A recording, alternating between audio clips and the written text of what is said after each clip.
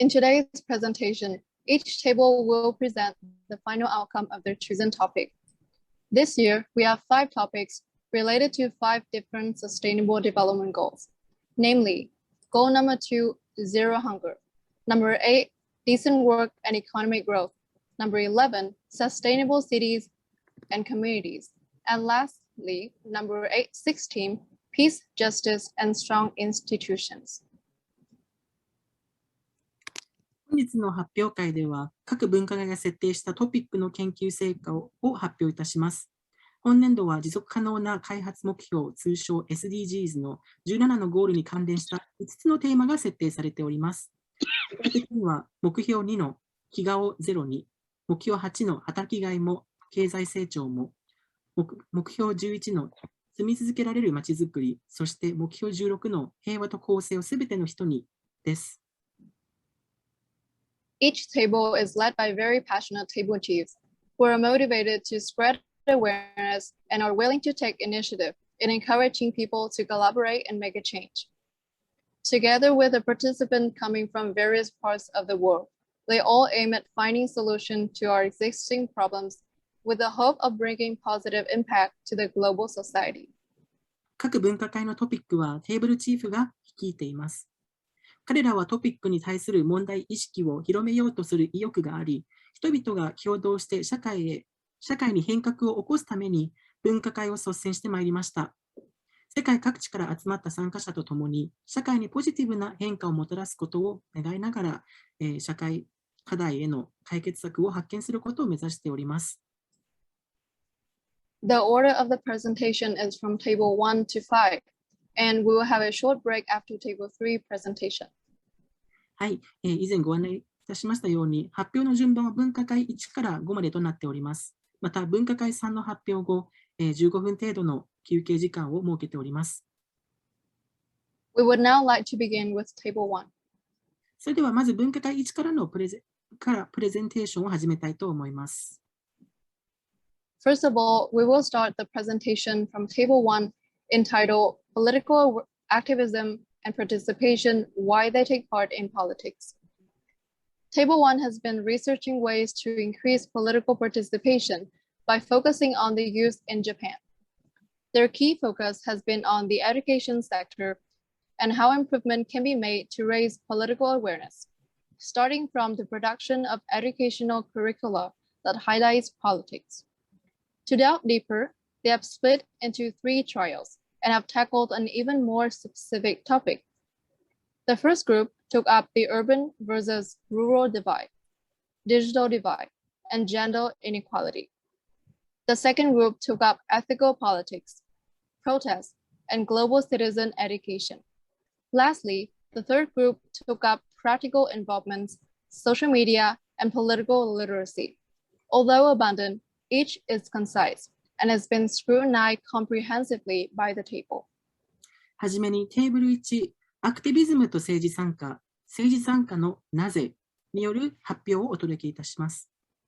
本会議での活動にて、彼らは日本の若者に焦点を当て、政治参加を促進する方法を研究してまいりました。政治意識を高めるためにはどのような改善ができるかを考え、教育分野における解決策について議論を重ねてまいりました。また、より深く掘り下げるために、3つに分かれた班にて、各々がさらに具体的なテーマに取り組んでまいりました。1つ目の班は、都市と、農村や男女における格差。2つ目の班は、倫理的政治及びグローバルシティズンエデュケーション。そして3つ目の班は、ソーシャルメディア及びポリティカルリテラシーについて研究活動を行ってまいりました。内容の幅は広いかと思いますが、皆様にとって興味深い内容だと確信しておりますので、ぜひお楽しみくださいませ。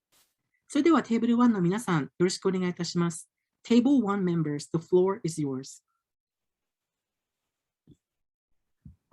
Hello, thank you very much, Ming and Lan. Hello, everyone. My name is Sarah. I am the table chief of Table 1. It is my honor today to be able to present on behalf of Table 1 and what we have been working on. So with that said, I would like to share my screen.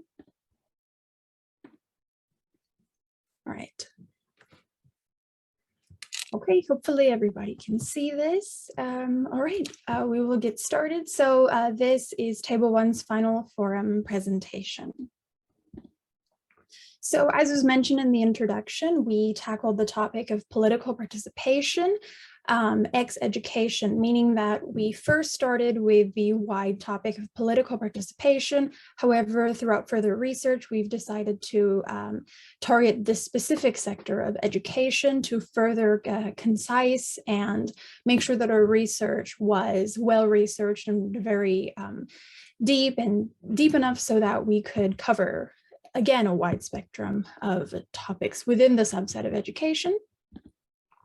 And this is just roughly our table of contents of the proposal itself.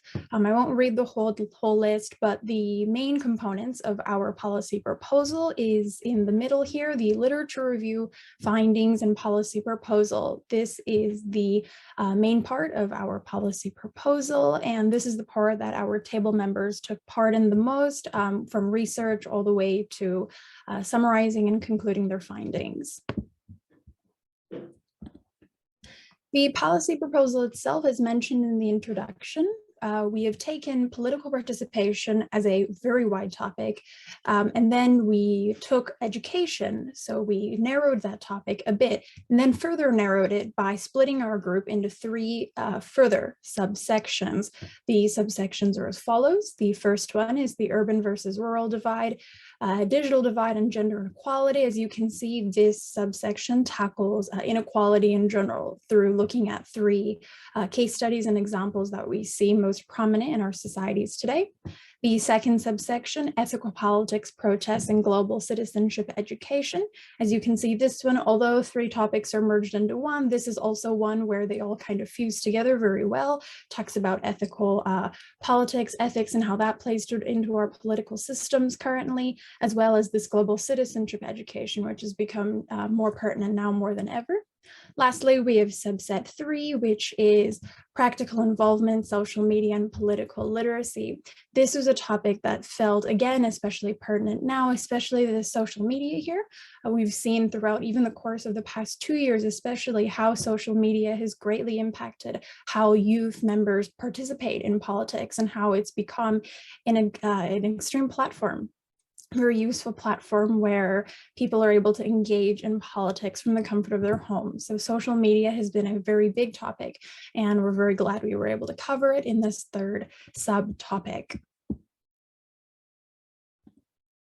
And this is just a quick overview of how roles were distributed, so how we divided and conquered. This is just a rough way to show the table of contents from earlier, with who was assigned to what and what we partook in throughout the course of the conference and the months that followed the advanced conference. And without further ado, and with this said, I'd like to pass it on to our first table member speaking, Rasha, for subsection 1.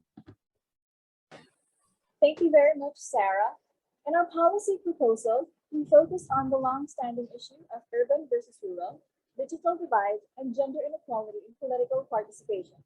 Scholars have argued that it is not that men participate more than women, but rather both genders participate in different forms. Furthermore, in an environment where socioeconomic characteristics and political attitudes were controlled, it was found that women are more likely to participate than men. Comparing the data from the 2004 International Social Survey Program to the statistics in Japan Nippon Foundation, we found out that the country's culture has influenced gender roles in Japanese society, making it harder for women to actively participate in political activities. Japan must consider undergoing a cultural transformation in order to close the gender gap in political participation. With this in mind, we have created our policy proposal, which centers around 3 points, which we call 3 I's. This policy aims to shed light on the importance of accessibility, quality education, and gender equality in political participation in the advancement of Japan as a more unified and politically vocal nation by first, increasing access in terms of the internet and other media to encourage people to participate more. Second, investing in organizations and educational institutions to effectively address the lack of political participation. We propose modifying current educational curriculums in primary and secondary institutions in a way to raise political interest within the younger generation. Lastly, implementing empowerment programs to positively impact political attitudes of women and youth alike. We propose to organizations to create programs similar to the USAID's Global Women Leadership Program that provides skill building and leadership training to increase the representation rate of women in government offices. With these plans, we hope to bridge the gap of gender, rural, urban, and digital one step at a time. To introduce the next topic, we have JF. Thank you, Russia. And for ethical politics, protests, and global citizenship education, we have focused on the discipline of education. And to relate it to the political participation, we have specified it to the citizenship education. And that's why you can see on our literature review, we have found out that citizenship education in Japan has been lagging for more than 40 years behind the world. This is despite of the wave of the educational reforms that has happened in Japan in the years 1947 and 2006. With the allowance of the Japanese government to allow the Japanese youth of the right to suffrage in 2015, it is then hoped that the political literacy of these societal sectors, especially the youth, to be improved.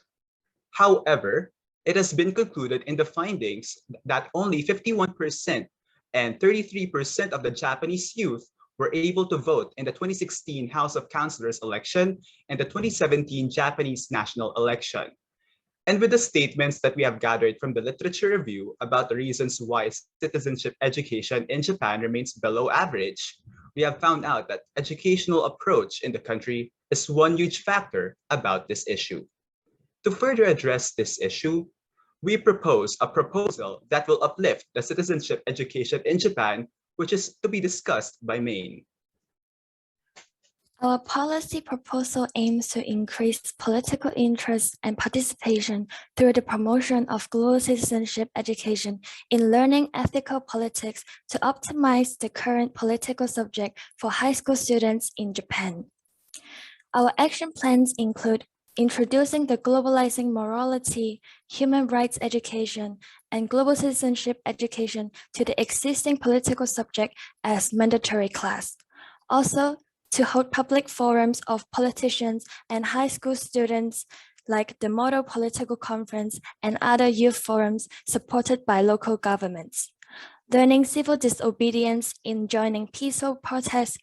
Lastly, including refining Japanese political subject textbooks with both the East and West political sources. Thank you, and I will pass it to Yoko. Thank you, May. Our section relates to practical involvement, social media, and political literacy. The literature Young People Turn to Online Political Engagement During COVID-19 examines and measures the political participation of young people on social media platforms. The analysis of the study shows that 70% of young people learn about the 2020 election through social media platforms. However, youth who get such political information tend to be constituted by who are more likely to have gone to college or who are more likely to identify as Democrats. Considering that equal provision of the information must be promised to every person who has rights to take part in political engagement, the significant issue is to devise the way of prevailing political information to people as equally as possible. Moreover, according to the analysis, only 36% of the young posted political content on their pages, referring that there are still many of youth who hesitate to claim political opinions online just because they feel like not being qualified to do so, even though looking at political content and sharing opinions have been common. However, the study also mentions that almost two-thirds of youth who make their voice on social media or who create political content online admit that they feel like being more engaged in social movements than before. Thus, facilitating more young people to make their own voice could be a clue to settle the situation. As for policy proposal, moving on to Vlada. Thank you, Yoko. So from the research, we have found out that many young people do not voice their opinions on politics or do not create political content on social media because they feel not qualified enough to do so. And from the studies, it is also noticeable that social media platforms are becoming a space for youth to voice their opinions, especially during the pandemic. Therefore, We are proposing an online school program that would focus on political literacy and political social media creation. We believe that with such an initiative, we'll provide youth with more knowledge on important topics, make them feel more confident and more motivated to create and share political social media content. And now off to Sarah. Thank you very much, Vlada and everybody else. I'd just like to summarize very quickly here to reiterate the reason why our group partook in this topic of political participation, specifically within the education sector, is because it was very unanimous. We all felt very passionate about political awareness and activism, especially with the state of our political states right now in worldwide, really globally. And so it was very important that we shed light on this issue and ways that we can increase political participation, not just in Japan, but also outside of Japan as well on a very global scale. I'd like to take this time to just give a quick shout out and a very big thank you to all of my team members and also our two sub-table chiefs. And for all of your hard work and everybody's collaboration within this project. So thank you very much. That is all from Table 1.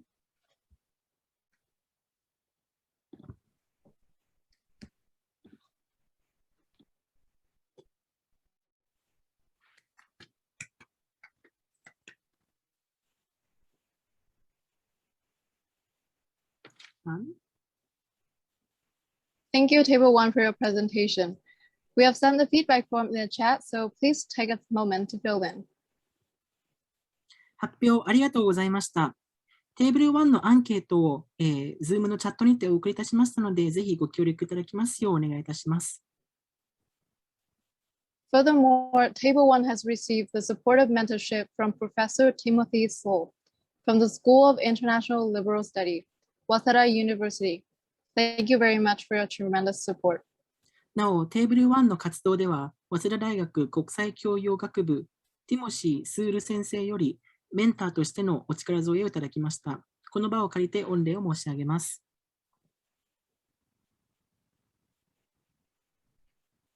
Next, we would like to move on to the presentation from Table 2, entitled Nuclear Politics, What We Can Do for a World Free of Nuclear Weapons. Even in the 21st century, nuclear weapons continue to play a considerable role in international relations.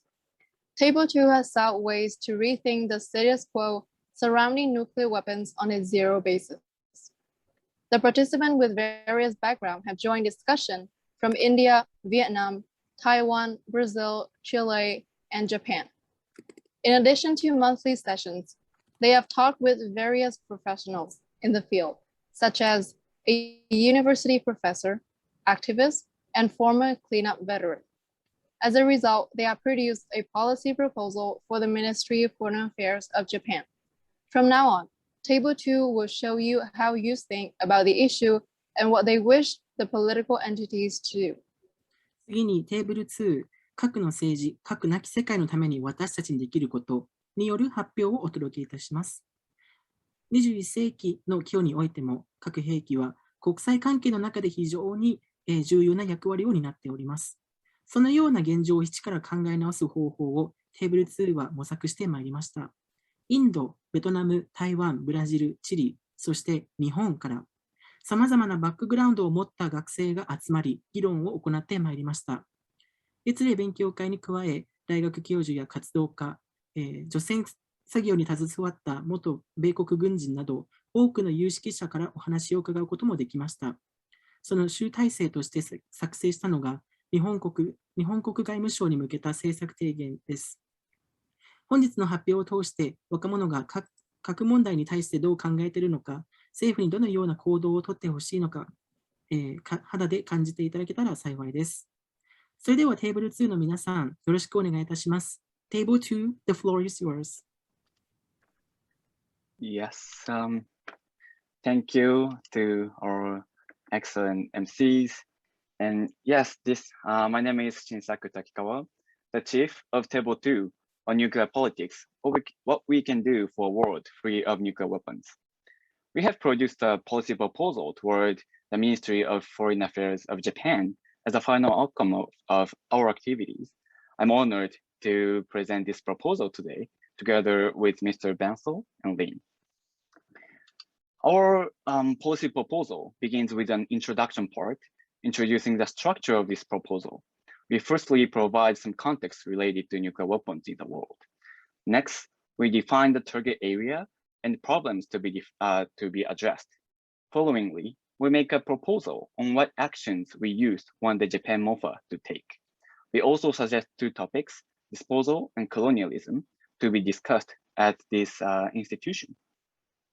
So starting with the background section. Excuse me. Oops. Excuse me for the disorganized. Yes. Starting from with the background of this issue, in today's world, approximately 13,080 nuclear warheads, including 3,825 deployed ones, are estimated to exist.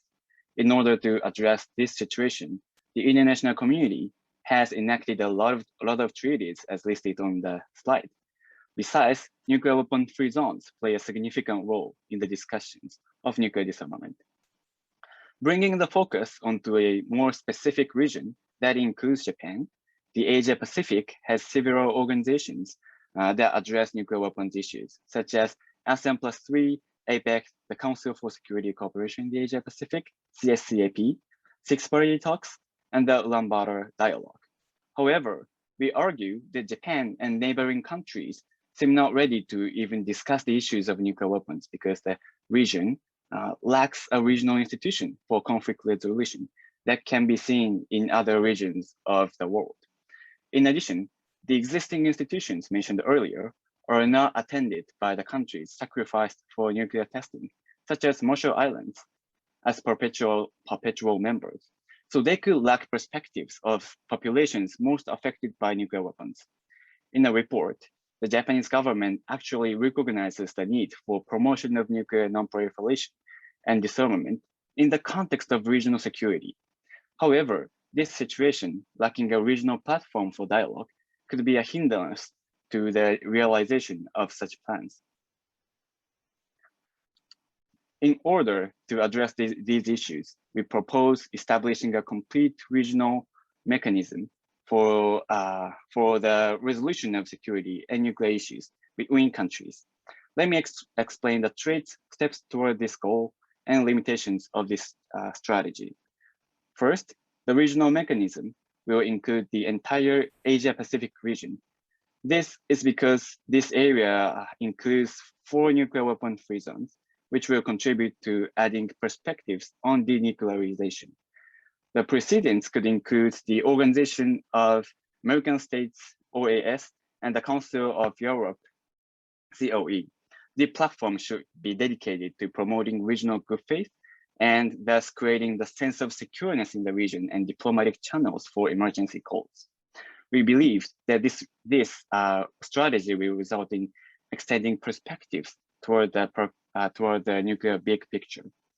Next, the actual steps to be taken should begin with one country taking the lead, which we hope Japan will do. Specifically, small localized negotiations appear most reasonable to firstly solidify basic understanding of nuclear weapons issues. Followingly, further large dialogues should happen on the initiation of legally binding mechanisms and instruments. With these foundations being set, we finally expect the birth of a formal institution for constant discussions among the Asia-Pacific countries. In the longer term, we suggest progressing the discussions toward the eventual creation of a nuclear weapon-free zone. However, this strategy could also face some limitations, which is important to note here. The limitations include the obstacles of cultural and political differences, leading to potential polarization on the platform. For example, the region might experience regional incoherence owing to the US nuclear umbrella in Asia and DPRK's nuclear interest. Therefore, it seems considerably challenging to achieve denuclearization in this region in a short term. However, we believe that the strategy we have listed will contribute to the denuclearization of this region. So next, Mr. Bansal will discuss the specific topics to be discussed at this institution. Okay, thank you so much, Chris. So basically with disposal, we came up with three major things, and today that's what I'm going to tell you about.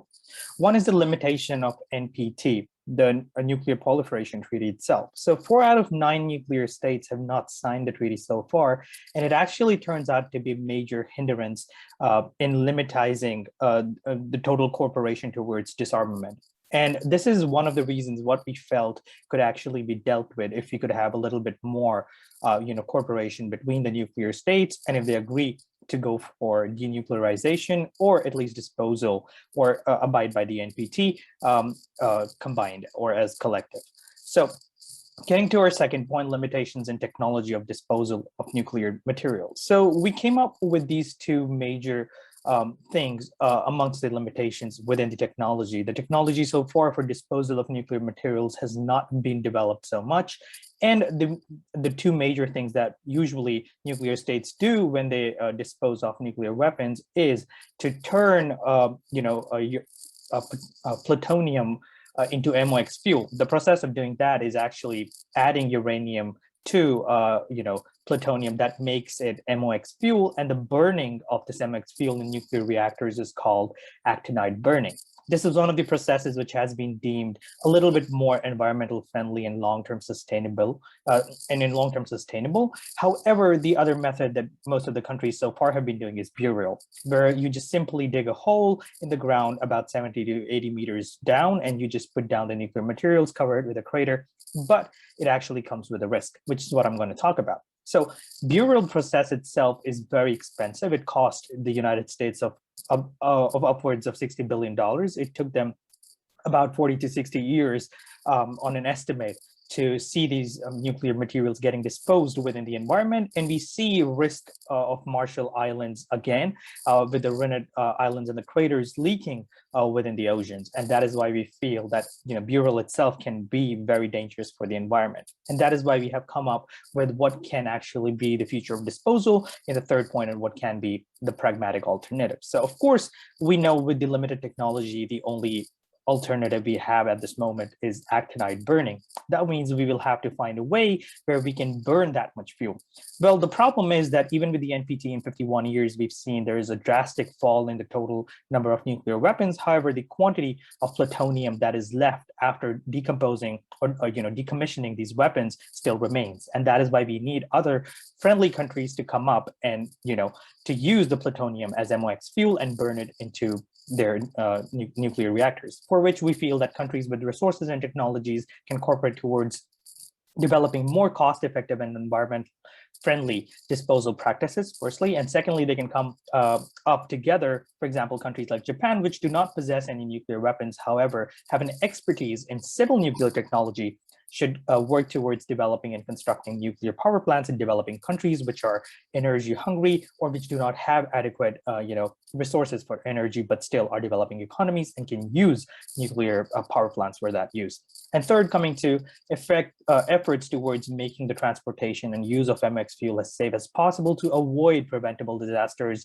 like the ones we've seen in the Fukushima leak, or we have seen the radiation leaks in a lot of Marshall Islands or other craters all around the world. And that is why we feel that this can be the future of disposal. Now, I would like to call upon Lynn for his for his colonialism and education presentation. Thank you, Mr. Bansal. So nuclearism is tightly connected to colonialism. Nuclear colonialism happens not only from the actual deployment of nuclear weapons, but rather starts from the very root of the nuclear industry. For example, the mining and the enriching of uranium is happening in marginalized Black and indigenous communities in the United States and in African nations, especially that in Niger. The national resources put into the maintenance of nuclear weapons could have been used otherwise for social release for these communities, as we argue. Due to the effect of NIMBYism, nuclear waste left over by the industry is often stored in the land and marginalized, sometimes indigenous communities, as in the case of the Dao people under Taiwanese current administrations.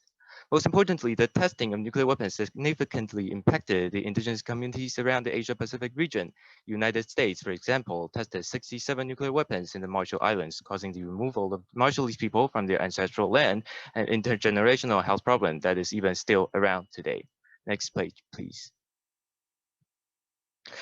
Japan was once a prominent colonizers in the Asia-Pacific region. However, Japan also had a history of nuclear suffering mutual to these communities. We therefore propose that Japanese government and youth learn from both its history of colonization and nuclear suffering and utilize the agency of reckoning to relate and facilitate cooperations and dialogue in the Asia-Pacific region. The year 2021 is the 76th anniversary of the bombing of Hiroshima and Nagasaki. This year, as a table, we propose that Japan takes the initiative of creating a regional platform, or better, institution for dialogue dedicated to nuclear weapons issues in the Asia-Pacific region, especially that in Northeast Asia. We hope that the specific topics of disposal and colonialism be discussed in the platform of proposal. This finally, as a table 2 envisages Japan secured by regional trust and cooperation rather than the deadly threat of nuclear weapons. And this is the end of our presentation. Thank you for your patience and sorry for the overtime. Thank you very much for your presentation. We have sent the feedback form in the chat, so please also take a moment to fill in. Right. 発表ありがとうございました。テーブル2のアンケートをチャットにてお送りいたしましたので、ぜひご協力いただきますようお願いいたします。Furthermore, Table 2 has received the support of mentorship from Mr. Akira Kawasaki, Peace Vote Executive Committee member, and from Professor Holly Barker from the University of Washington. Table 2 also welcomed numerous guest speakers, including Ms. Sumiko Hatakeyama, Peace Vote International Coordinator, Ken Brownell, Atomic Cleanup Veteran Activist, and Ash Anthony Maria, intern for the Cleanup Veteran. Thank you very much for your tremendous support. なお、テーブル2の活動では、ピースボート共同代表川崎明様、また、米国ワシントン大学人類学部教授ホリー・ベイカー先生よりメンターとしてのお力添えをいただきました。また、テーブル2では、ピースボート畠山澄子様、ケン・ブラウネル様、アッシュ・マリア様など、多数のゲストスピーカーをお招きし、お知恵を拝借させていただきました。この場を借りて御礼を申し上げます。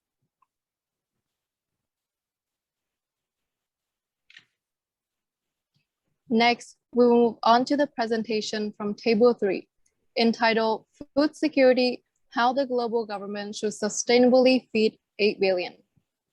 Food security has always been a pressing problem, and has posed even more challenges in the pandemic. A lack of food security occurs mainly due to a wide range of factors, such as poverty, climate change, and slow agricultural development. Table 3 strongly believes that we all need to reconsider the distribution of food resources and ensure that everyone can meet the minimum dietary standard. For the past few months, they have been discussing how companies in developed countries like Japan can provide other nations with a method to produce sustainable food products. And in the end, they have chosen India as the target country for their proposal due to its severity of food security problem. But beyond any physical boundaries, Table 3 aims at finding holistic solution to offer to the international community. 次にテーブル3、食の安全保障、世界が80億人全員の食べたいを叶えるためによる発表をお届けいたします。食の安全保障は差し迫った問題であり、パンデミックの影響でさらなる挑戦を投げかけられています。この食の安全保障の不足は、主に貧困、気候変動、農業開発の遅れといった広い要因によって引き起こっております。テーブル3では、食料資源の分配を再考する必要があると強く確信しており、それによって人々が最低限の食事基準を満たすことができると考えます。これまでの数ヶ月間、参加者らは日本のような先進国の企業が持続可能な食料を生産するための方法をどのように他国へ提供できるのかについて議論を進めてまいりました。最終的な政策提言では、食料安全保障の問題の深刻さから、インドを対象国として選びました。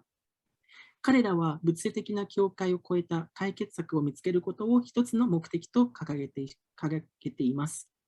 それではテーブル3の皆さん、よろしくお願いいたします。Table 3, the floor is yours.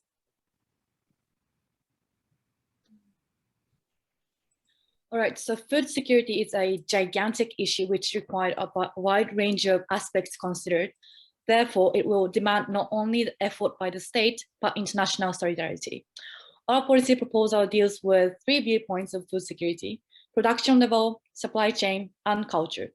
We will discuss definition of the problem, target region and the population, actual proposal, and implementation. And it will seem that we have too many focuses and interventions, but it will show how complex the issue is. Furthermore, of course, more research will be needed, and we're going to continue the study more than that. Yes, so I will hand over the mic to Tao.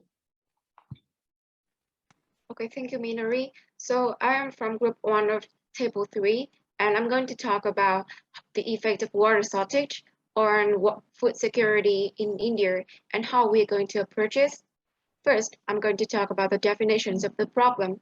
So as many of you may know, India is one of the world's most stressed countries according to the World Bank, and it affected by development factors such as population growth, industrial development, as well as climate change, and these have negative effect on the agriculture of India, especially its rain-fed agriculture.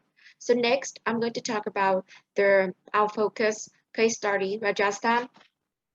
So it is the largest state of India Union and also the crucial food production area, and it faces growing imbalance between the demand and supply of water, uncertainty in availability of water, etc.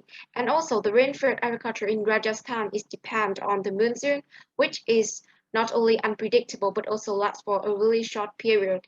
And it also faces difficulty in scarcity of surface water, as well as the annual groundwater due to low rainfall.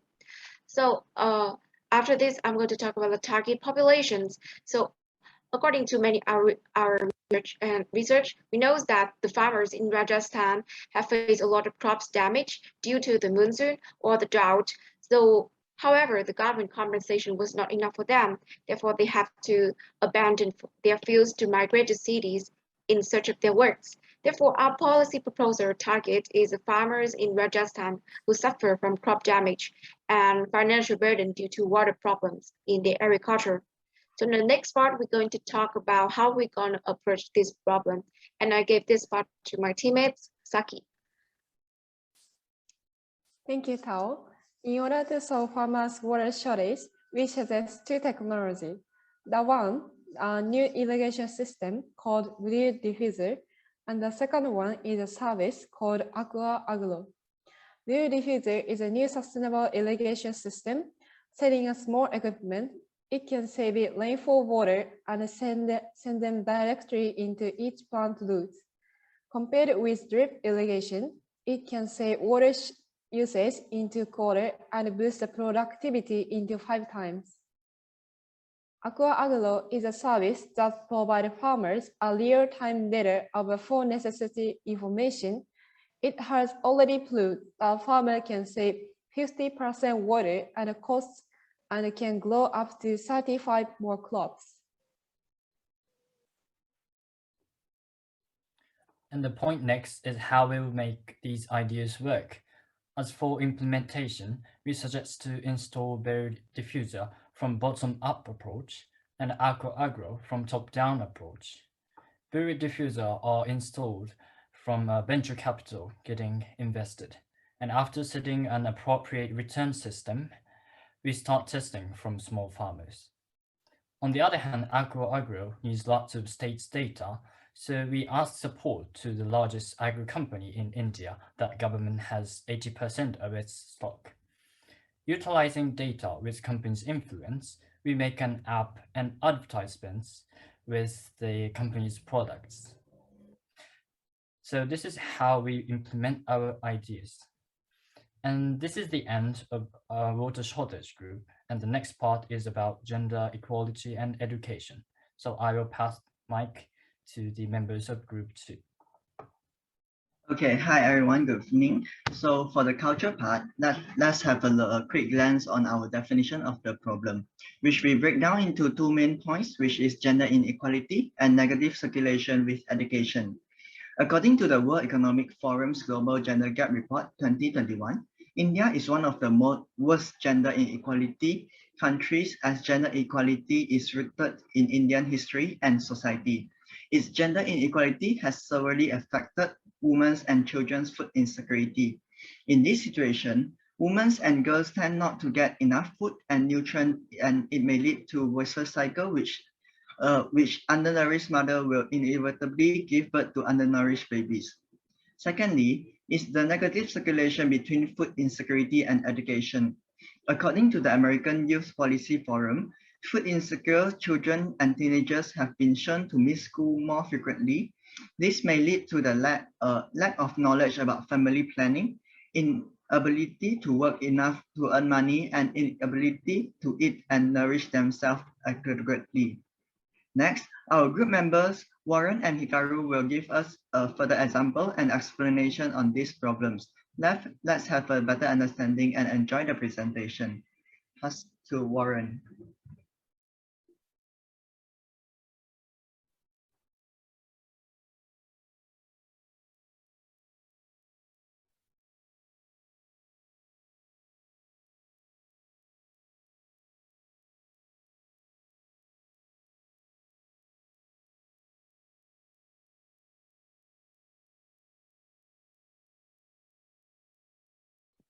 All right, since kind of Warren seems absent, so I'm gonna take over his part. All right, so today we have two policy proposals. In the first half, I will explain about the education program. We chose Rajasthan as target region because gender inequality resulting in food insecurity is a key factor in Rajasthan.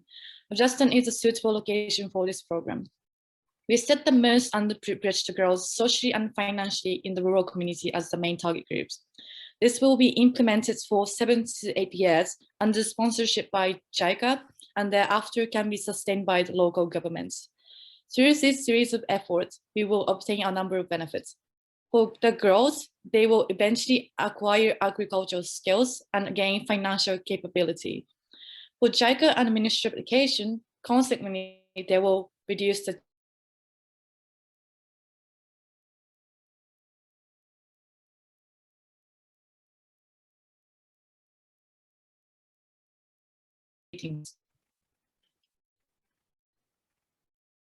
Shiki, next slide.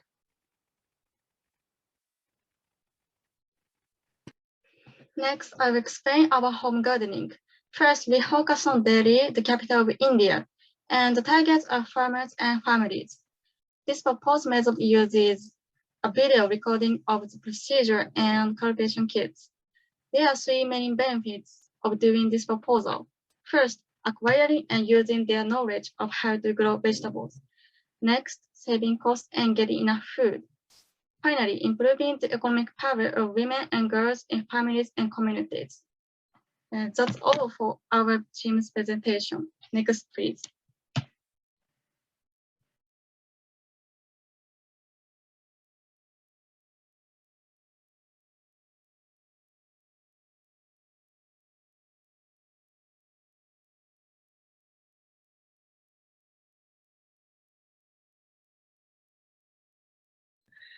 Author, I think he's got the internet problem.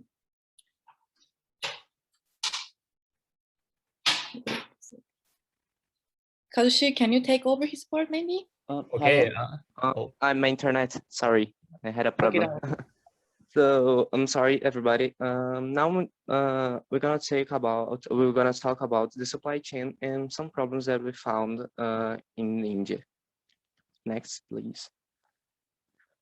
In India's supply chain, the source of the problem has been identified by foreign and local presence being food storage. Many foods are lost due to lack of food storage and management.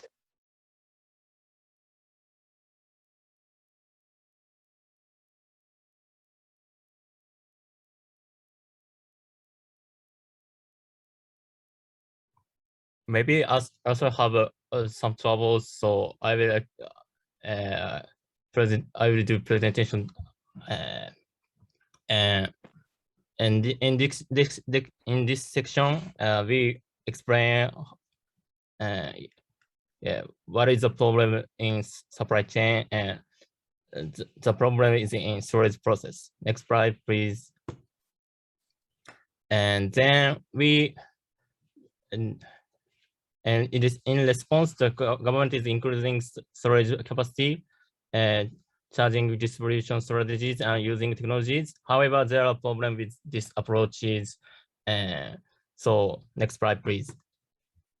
So then we took a cue from the effort of companies, organizations around the world to turn food that would otherwise go to waste into new products, and we propose two policies that overcome the issues the current initiative have. And the first one is food processing startups, and second one is food banks. Next slide, please. So even after you listen to this explanation, we may have questions like, are their policies really feasible? So our implementation plan will be answered to the question. I interviewed the entrepreneur who is a founder of companies listed on the mother section of Tokyo Stock Exchanges, and we came up with specific implementation plans. So next slide, please. So thank you for listening to us, despite we have some troubles. And as table chief, I would like to show my best gratitude to all the people who cooperate with us, and also all the table 3 members who has been working really hard with me. Thank you so much.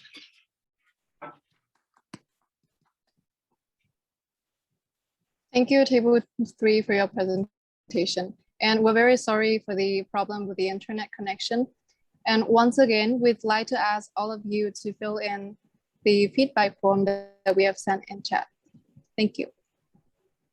はい、テーブル3の皆さん、発表ありがとうございました。先ほどは接続に問題が発生してしまい、大変失礼いたしました。なお、テーブル3のアンケートをチャットにてお送りいたしましたので、ぜひご協力いただきますようお願いいたします。Table 3 has received academic support from various people, starting with Ms. Kaori Furuyama and Mr. Anura Sinha of Japan International Cooperation Agency, India, Ms. Ichika Cho from Table 42 International, and Professor Suzanne Hoyland from Aarhus University. Table 3 also had a chance to learn from Ms. Yoshiko Harada, Mr. Yoshio Mita, Mr. Tsumamu Nabae, Mr. Nobuhiko Akimoto, and Mr. Shade Ibrahimi, among other people, throughout their project. Thank you very much for your tremendous support. なお、テーブル3の活動では、国際協力機構インド事務所の古山香織様とアヌラグシンハ様、特定非営利活動法人テーブル42インターナショナルの張一華様、デンマークオーフス大学人類学部准教授スザンヌ・ホイルン先生、また原田よし子様、三田義夫様、名江勉様、秋元信彦様など、多数の、方々より学術面でのお力添えをいただきました。この場を借りて御礼を申し上げます。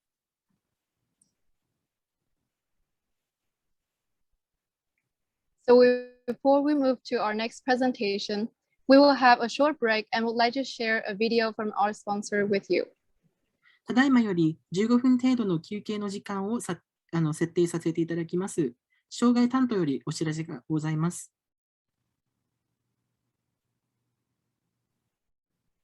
休憩の時間に失礼いたします。障害の田村と有賀です。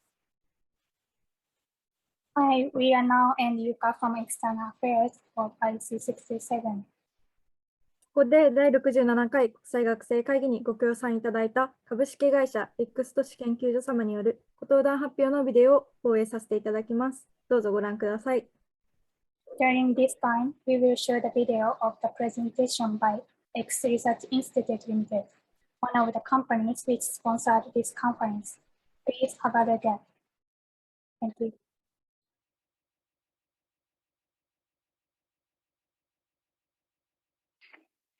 はい、皆様、こんにちは。株式会社 X 都市研究所経営企画部の尾崎と申します。本日は当社の会社概要と会社の行った具体的な業務紹介をさせていただきます。まずは会社概要から。内容については以下の5点で説明をさせていただきます。まず、基本情報です。会社名は株式会社 X 都市研究所と言います。設立年は1971年3月。都市設立50周年を迎えます。主な活動としては、都市と環境に関するプランニング、コンサルティング、シンクタンク業を営んでおり、社員数は134名。本社は東京都豊島区にございます。また支店は大阪にございまして、事務所は北海道から九州まで、またタイのバンコクにも事務所がございます。主なクライアントとしては、環境省、経産省、地方自治体といった官公庁や民間の企業、また JICA や国立環境研究所といった国の特殊法人からも業務を受託しております。続いて、当社の業務領域の紹介です。主な業務領域は4つございます。気候変動対策、エネルギー分野、都市計画、まちづくり分野、廃棄物処理、リサイクル分野、化学物質対策、環境リスク管理分野です。さらに、これらの複合的な領域として、持続可能な地域都市づくりや、途上国技術協力分野についても業務を行っております。ここからは会社の全般的な事業紹介をさせていただきます。こちらは気候変動エネルギー分野について、環境省から受託した調査で、日本全国の再生可能エネルギーのポテンシャルを論文や統計データをもとにマッピングをしたという業務です。この成果物は様々な政策決定に活用いただいております。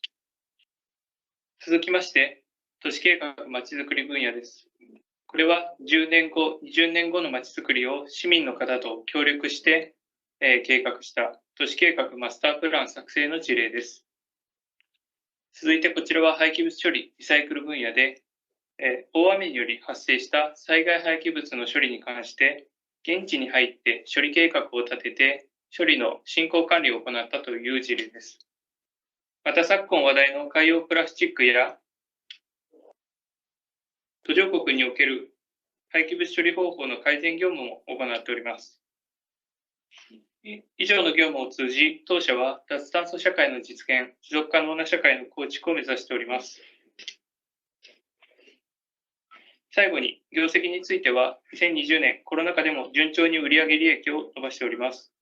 以上で会社概要の説明を終わります。続きまして、研究員の山田から当社の具体的な業務紹介をさせていただきます。こんにちは。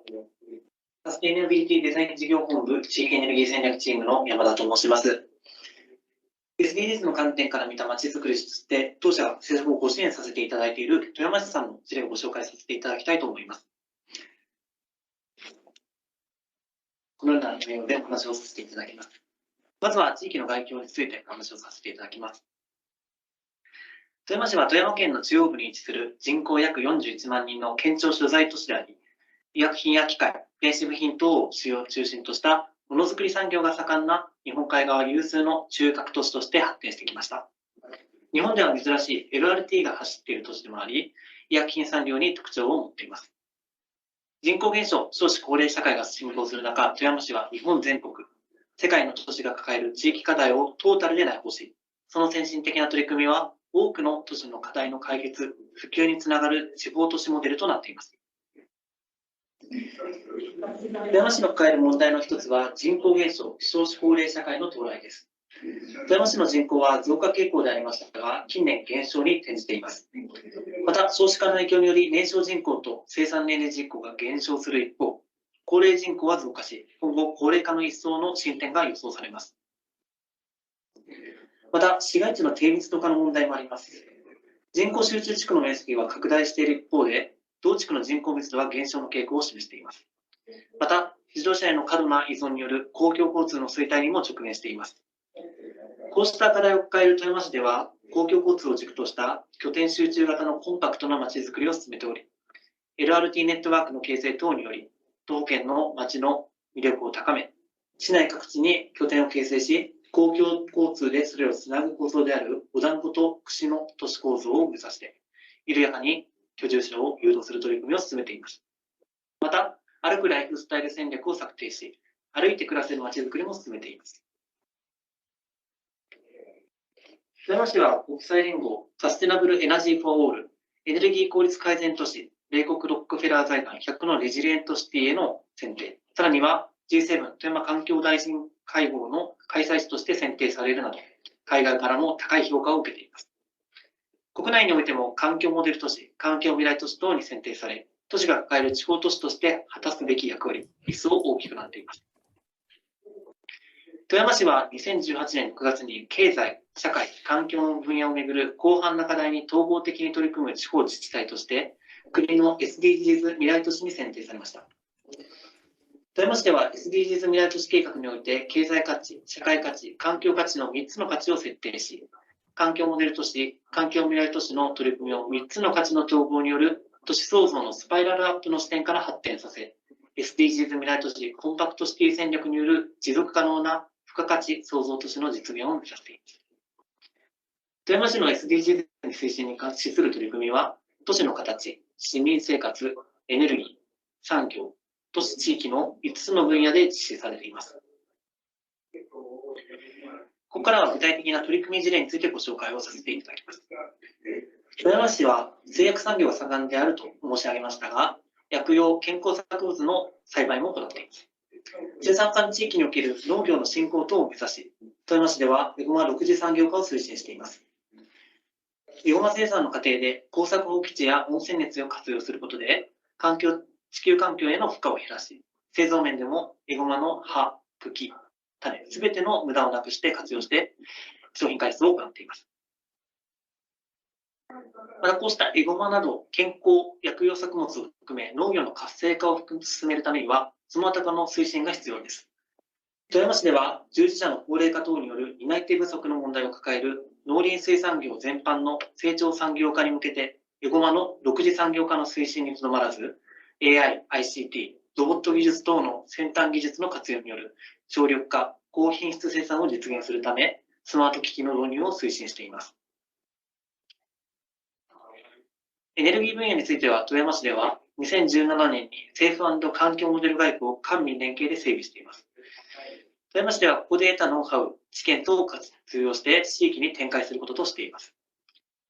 現在、レジリエンス強化に向けた取り組みを推進する府中体育館周辺の公共施設を対象として、LNG 等の有効活用に配慮しつつ、太陽光発電パネルをはじめとする再生可能エネルギーの発電設備、蓄電池等の導入、増設によって、再生可能エネルギー由来の電力利用率の向上や、災害時の BCP 対策を強化したサステナブルゾーンの形成を図っています。さらに、官民連携の一層の推進に向けて、ローカル SDGs の実現を目指す富山地域循環共生圏モデル形成プラットフォーム等の地域連携プラットフォームを運営しています。また、新たなビジネスの創出や暮らしの課題解決を目指す交流競争スペーススケッチラボを運営しています。コンパクトシティのネクストステージということで、令和2年10月に菅首相によるグリーン社会の実現に向けた2050年の温室効果ガス排出実質ゼロの表明がありました。脱炭素の実現に向けた機運が高まる中、令和3年3月、富山市はゼロカーボンシティを表明しました。富山市はゼロカーボン宣言により環境施策のさらなる強化を図り、SDGs 未来都市の取り組みのさらなる進化を目指し、コンパクトシティのネクストステージに取り組んでいきます。当社は富山市において古くからコンパクトシティ、エコタウンなど都市づくりと環境づくりの両面の業務での支援を行ってきており、都市づくりでは社会資本、都市の指標や評価、歩くライフスタイル戦略の検討支援をしてきており、お団子と串の都市構造を富山市と一緒に考え、都市計画マスタープランに落とし込み、コンパクトシティ政策推進を支援してきました。LRT 整備が一段落した最近では、ソフト面を重視し、歩くライフスタイル推進等も支援しています。環境づくりでは環境先進モデル外区形成やエゴマの6次産業化を打ち出した環境モデル都市及び環境未来都市、地域のエネルギー効率改善の推進を支援してきており、SDGs やゼロカーボンについても富山市ともにその推進に取り組んでいます。このように都市及び環境の両面での取り組みは SDGs を契機にハードとソフトがさらに一体化し、歩くライフスタイル、SDGs まちづくり、ゼロカーボンなど分野横断的な政策、事業推進支援が求められるようになってきています。そして政策、事業推進は官のみならず、官民連携が重要であり、温暖化対策をテーマとしたチーム富山市やエネルギープロジェクトの推進、展開のため、地域循環共生圏モデル形成プラットフォームなど、官民連携の参加型のプラットフォーム形成や運営を手掛けることも多くなってきています。以上、SDGs の観点から見たまちづくりとして、富山市の事例を紹介させていただきましたが、当社は未来をデザインし、持続可能な地域社会形成をプロデュースする専門家集団として、今後のまちづくり政策の推進発展と、住民の幸福を両立する地域づくり、地域活性化に貢献していきたいと考えています。当社からの紹介は以上になります。ご清聴ありがとうございました。We would now like to move on to the presentation from Table 4. Table 4's topic is entitled Migrant Laborers Rethinking Migrant Labor Rights in the Pandemic. Due to the devastating impact of the COVID-19, we're all forced to have a challenging time. Against this backdrop, Table 4 has decided to aim at protecting migrant laborer human rights, who play an essential role in the Japanese economy. Among all residency status, Table 4 has focused on technical intern trainees, who are currently representing the highest number of migrant workers in Japan. Through research and discussions in the past few months, they have come up with ways to help technical intern trainees before and during their stay in Japan by making suggestions for improving a mobile app that connects technical intern trainees with Japan companies. はい、次にテーブル4、外国人労働者、コロナ禍の外国人労働者の権利を考え直すによる発表をお届けいたします。今なお続く新型コロナウイルス感染症の影響により、私たちは生活の在り方を一から再考せざるを得なくなりました。そんな中で日本において今となっては、欠かせない存在になっている外国人労働者の権利を考え直したいという思いから、テーブル4の全員はこの問題に注目することにしました。また、外国人労働者の中でも日本における労働資格の中で一番大きな数を占める技能実習生に着目してまいりました。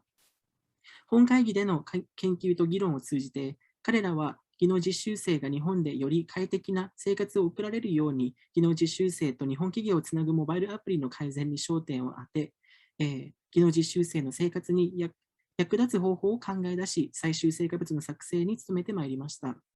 それではテーブル4の皆さん、よろしくお願いいたします。Table 4, the floor is yours.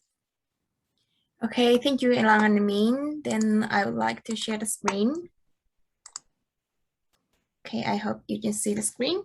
So, hello everyone, I am Momoka Takagi and I am the table chief of Table 4. Let me begin with our final presentation. Our topic is migrant labor, rethinking migrant labor rights in the pandemic. As Lang and Min said, we decided to focus on the technical intern trainee program in Japan. And we aim to promote the platform where technical intern trainees can let out their voices. As the platform, we have focused on the app named Hello Ninja, which aims to help foreign workers to live in Japan and submit our proposal paper to the organization.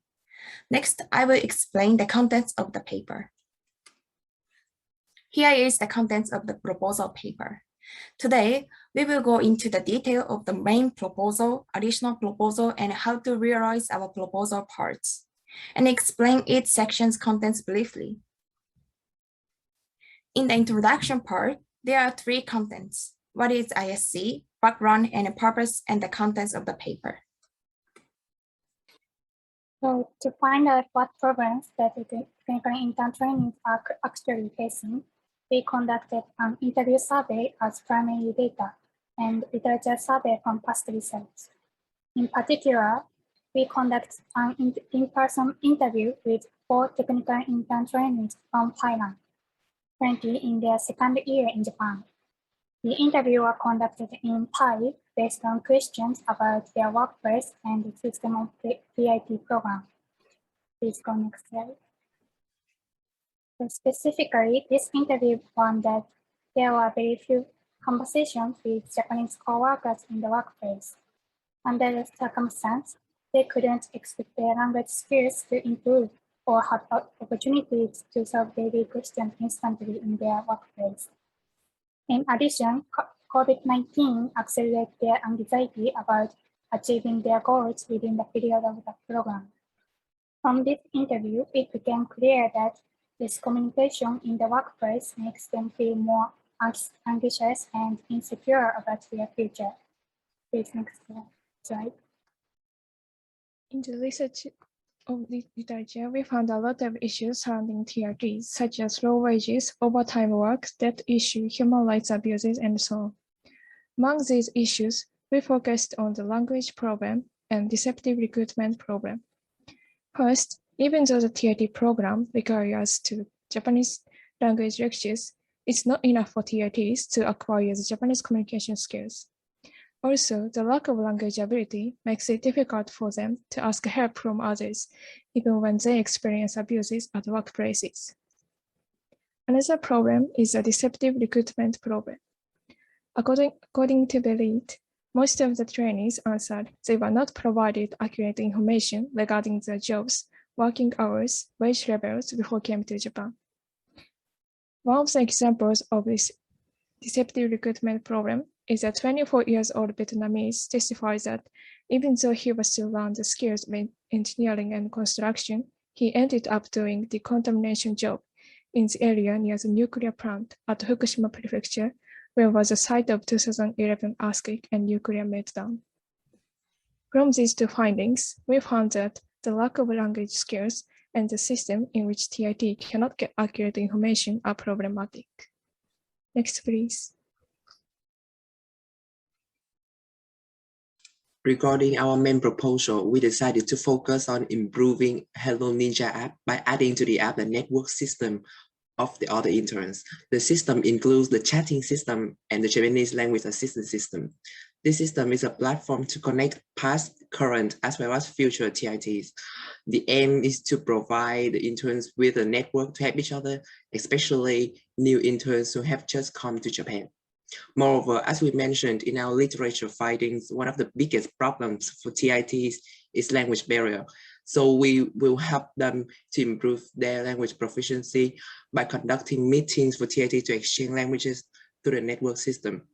We can also conduct online lessons through the system as well. And the interns will be divided to their levels and their native language. And we can select volunteers or hire teachers who can speak the interns' mother tongues and proficient in Japanese to lead the language exchange meeting.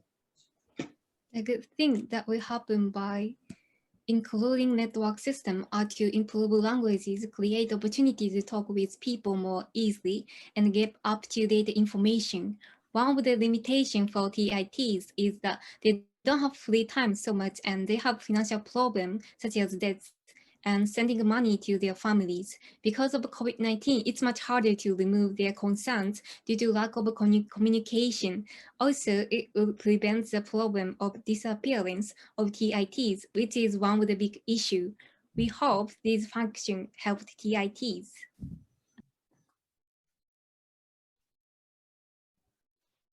So our additional proposal is to change the name from Hello Ninja to Kizuna. So first I will explain about the meaning of the name Hello Ninja.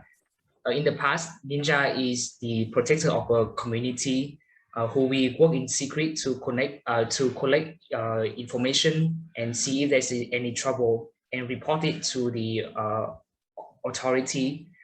While this is a very meaningful and good name, we find that it might not be friendly enough to foreigners who might misunderstand, what the application is about. So we want to change it to Kizuna, which is a Japanese name, which means emotional tie or bond or connection. And it is in line with what we are changing the application into, a platform to connect TITs with other people. Next slide, please. We have one concern that TITs don't have the friends to confess their worries. Also, we took the questionnaire to migrants in Japan. We asked that, what is the problem of that? One of the respondents of questionnaire we mentioned before said that they wanted to communicate online. By changing the name, I think we can improve the visibility of this application and increase the number of users of application, thereby removing the concern of technical intern trainees. Next, please. Okay, next, I will explain how to realize our proposal from two perspectives.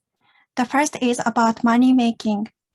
It takes a high cost to bring new functions that we propose into the app.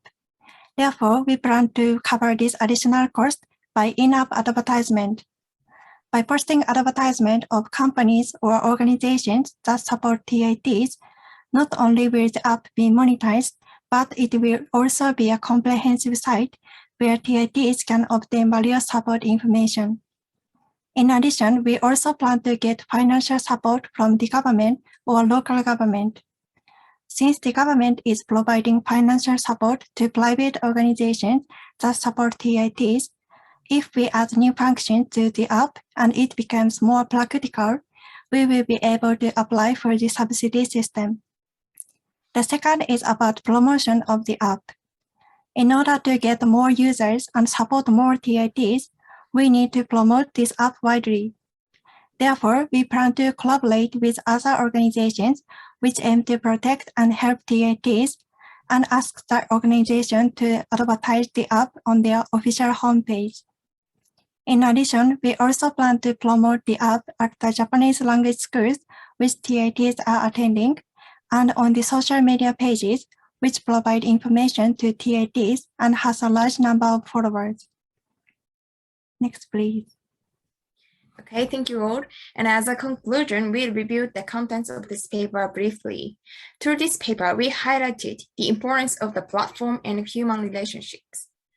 Our next action is to translate our paper into Japanese and submit and ask the organization to carry out our proposals to change society and give impact to it. Lastly, we believe that we could not realize the importance of human relationships without having this entirely online program. So we really appreciate all of those who worked and are working very hard to have this conference. However, as I said, we still need to keep working, so we will continue to work to solve this social issue. Thank you for listening. Thank you, Table 4, for your presentation.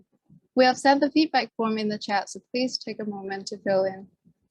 はい、テーブル4の皆さん、発表ありがとうございました。テーブル4のアンケートをチャットにてお送りいたしましたので、ぜひご協力いただきますようお願いいたします。Furthermore, Table 4 has received the support of mentorship from Ms. Miho Okada from Coal Roundtable Japan, Mr. Takaaki Takahashi from JCI Union, Professor Nobuko Okuda from the Graduate School of Humanity and Social Science, Nagoya City University, and Professor Kyoto Tano from the Faculty of Humanities and Social Science, Tokyo Metropolitan University.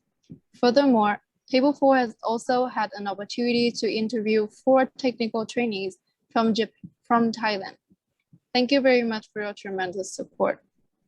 なお、テーブル4の活動では、経済人高円卓会議日本委員会事務局の岡田美穂様、JCI 産業文化協同組合の高橋孝明様、名古屋市立大学大学院人間文化研究科教授の奥田信子先生、また東京都立大学、人文科学研究科教授の丹野清人先生より、メンターとしてのお力添えをいただきました。また、先ほどの発表にもありましたように、テーブル4は、高橋孝明様のご支援により、4名のタイ国籍の、技能実習生とインタビュー調査を行うことができました。この場を借りて御礼を申し上げます。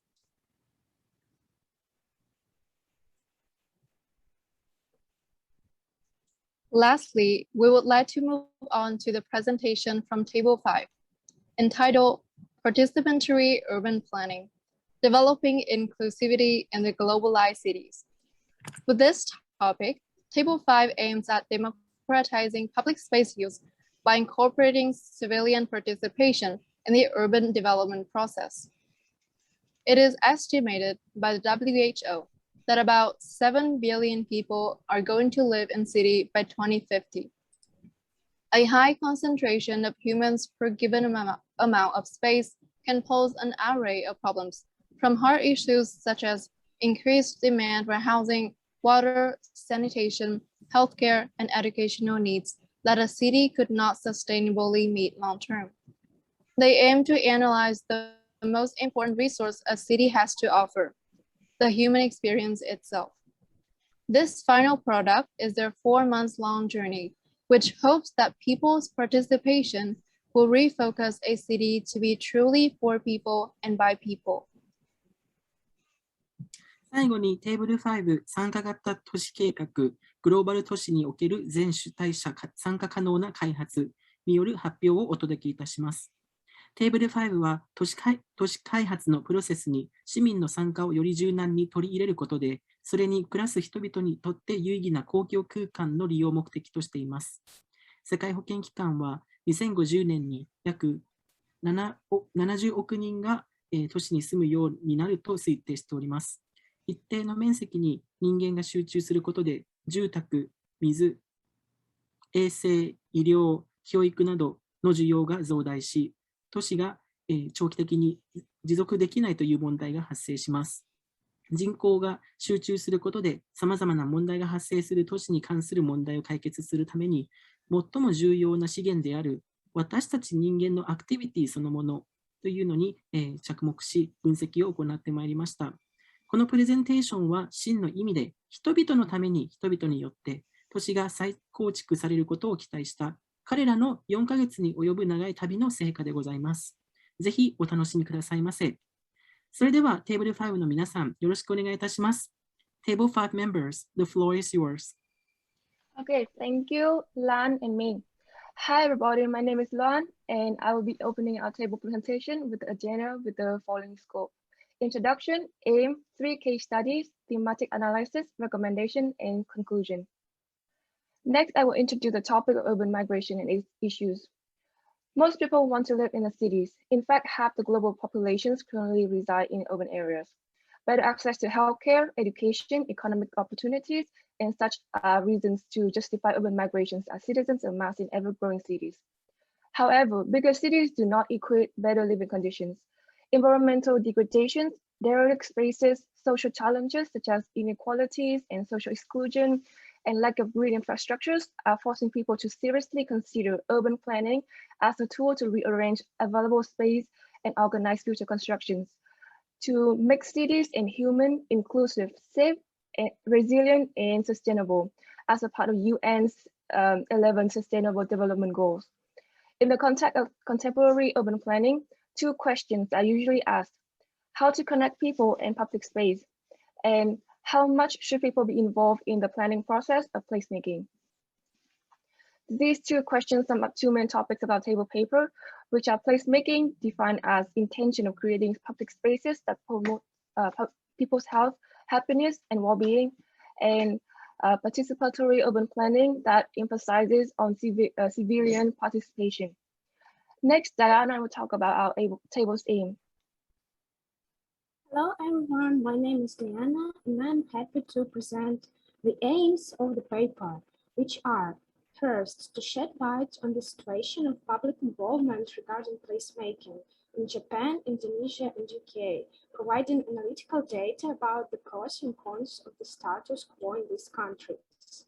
Second, to identify the patterns provided by these 3 case studies to seek elements that foster desirable results in public engagement, as well as those results that cause challenges. And third, to develop a vision of desirable action in participatory urban planning, relying on the experiences reflected in the 3 cases provided. And now I would like to hand over to Amy and May, presenting the first case study in Japan. Thank you, Laura and Diana. Parks are used for a variety of purposes, such as event planning and places for rest.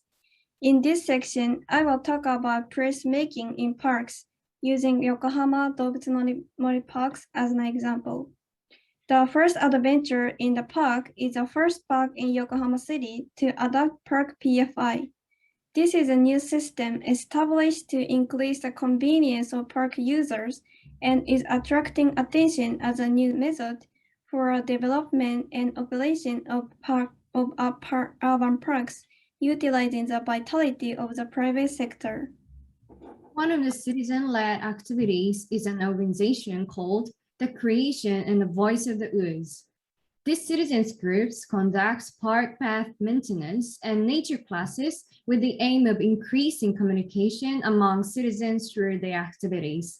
Here, the nature characteristic of the park and the communication of the citizens are combined to help form a new community. To sum up, this park functions as a platform for citizens, governments, and businesses to create an accessible place as a park. Next case study is Jakarta, presented by Amira. Thank you, Amy and May, for presenting the case study of Japan. I'm going to present the case study of Jakarta. But the urban villages routes are often used as a shortcut by the motorcyclists.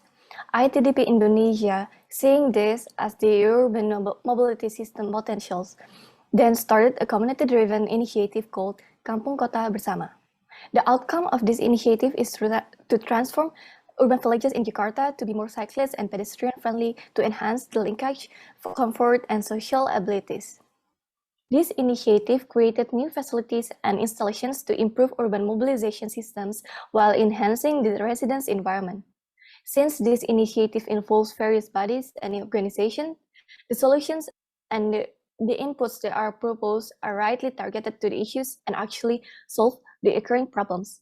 Seeing the success of this initiative, the goal of the Kampung Kota Bersama is to be replicated by the other urban villages throughout Jakarta. Now, Soa will present a case study on Newcastle, England. Thank you, Aliyah. My name is Soma Nishimura, and I'm going to explain about case study 3. Case study 3 is about placemaking around the city centre of Newcastle, UK. The background about this case study was that the elderly within Newcastle were feeling uncomfortable due to the city's environment not being elderly friendly enough. Though the council's request of adapting stores with larger signs and implementing sleeping-proof mats through actual insights from the residents, Newcastle was able to reimagine a city that is friendly across all ages through reevaluation based on local requests. Based on the request and subsequent transparent partnership with the Newcastle City Council, Newcastle Elderly Forum, or the Newcastle Elderly Council, was able to become the main voice of implementing ideas with the purpose of creating an all-age friendly city. This is called creative participation of placemaking, and it is a process of understanding the local distinctive nature of a city in terms of population demographic, culture, and history. Similar types of placemaking policies have been adapted in cities such as in Bristol and Cumbria. Through this method of state or city council connecting with local groups to implementing better placemaking policies can create a transparent and co-creative foundation to connect with the city council. But however, there were some issues within this case study as well. Because the connection between the elderly forum and the city council has become too connected, certain demographics have become too prioritized, which has limited the amount of stakes that other people or other demographics can be involved in terms of placemaking. Based on this case, it can be analyzed that participatory placemaking can have its limits, and including every demographic's perspective, and it is difficult to truly create a city for everyone. So next, Midori-san will be talking about the thematic analysis. Thank you so much. I'm Midori Dobashi. In this section, based on these 3 case studies, we explore the positive and negative paradigm through a process of data familiarization and theme development and revision. Regarding the positive theme, they all explore how different groups participate in the process of placemaking and improve the neighborhood areas to make their public space the heart of community by inventing different activities. Thanks to the use of placemaking method and revitalizing the community as a result, different people, including workers, visitors, as well as the residents, of course, could have been enjoying the place as their third place. Having said that, what we found out is that there are still necessity for improvement on this process and management, which will be introduced as their negative features. The thing is, public involvement has limitation in certain steps. It means that public participation only has involved over the specific phase of the planning process. In particular, in most cases, the government or local authorities still have the major power in the last step of re-evaluation and long-term improvement. The reason why this is so problematic is that policy making and budget adjustment highly depends on this phase. And unfortunately, from analyzing these cases, we can't say there have been enough opportunities and resources for the public to grow their stewardship. Stewardship is the passion of caring for or safeguarding others and their resources, as well as the planning and management of resources. Hence, the planning process is still under the top-down approach, even though the surrounding situation has definitely changed compared to the previous one. Thank you, Midori. And now, based on the careful investigation of the case studies and thematic analysis, our table developed 5 recommendations to increase civilian participation in urban planning and placemaking strategies. First is the early public introduction on the importance of the built environment. Reaching out to residents from an early age in schools and having subjects on the importance of civil participation is a way to instruct a population about its rights as a public space stakeholder from a young age. Second is the integration of technology. The use of smartphones, big data, and crowdsourcing through online platforms could be tapped as an opportunity to organize data-based solutions for ease of use. Third is the effective use of mixed-purpose land. Ideally, space use should be multifunctional and ready to adapt to public needs.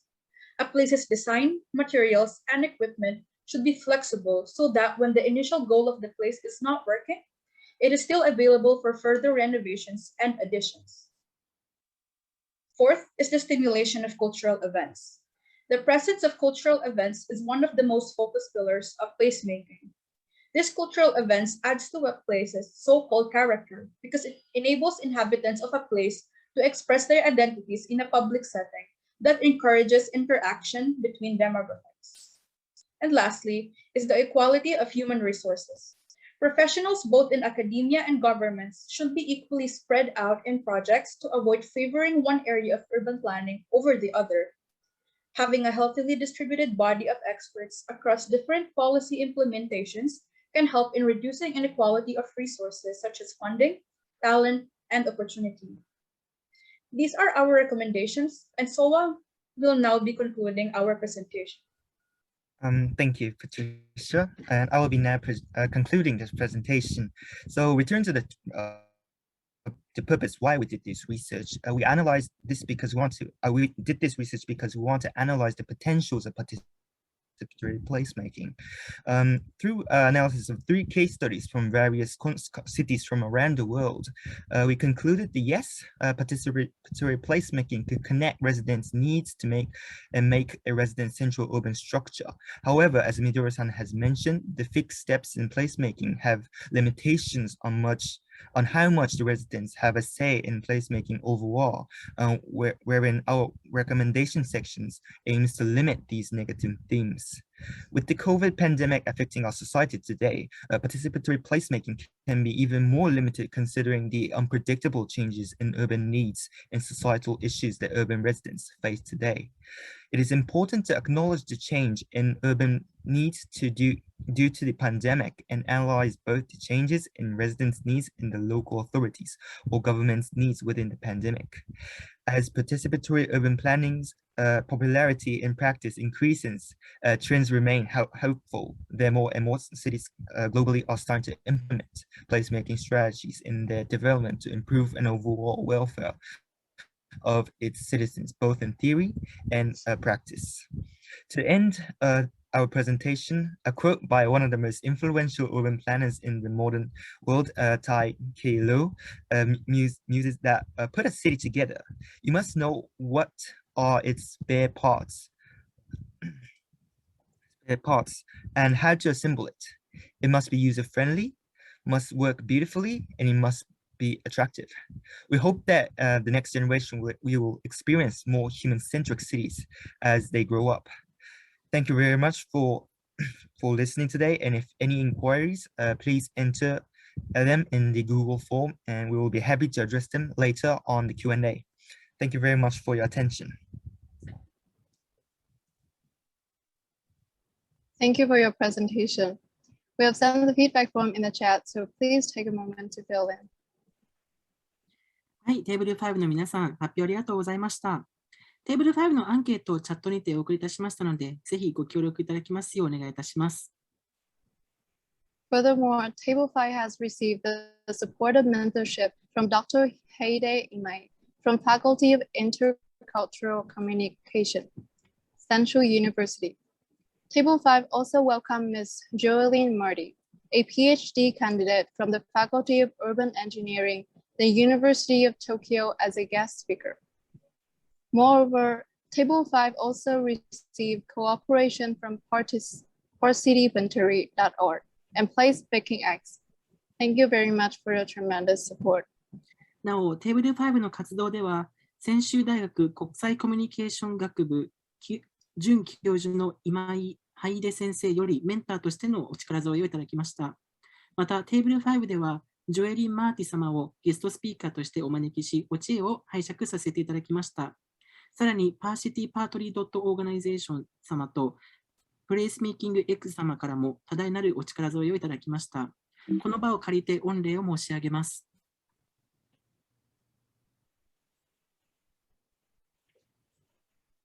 This is the end of the presentation from all the table. Thank you very much once again for all the hard work and congratulations on your excellent performance. 以上をもちまして、各分科会による成果発表会は終了となります。発表者の皆さん、発表お疲れ様でした。After today's final forum, the final product of each table will be reviewed and submitted to the relevant organization. 本日の成果発表会の後、各分科会の提言や最終成果物は校閲を行った上で各関係機関に提出させていただく予定でございます。Furthermore, at the end of today's event, we will have a free interaction session. If you have any question or comment or to any of the table, they will be waiting for you at their own breakout room. We welcome your comment in both Japanese and English. なお、本日のプログラムの最後に各分科会の学生と自由にご交流いただける時間を設定しております。ご意見やご質問などございましたら お気軽にご参加ください。日本語でも英語でもご質問いただけます。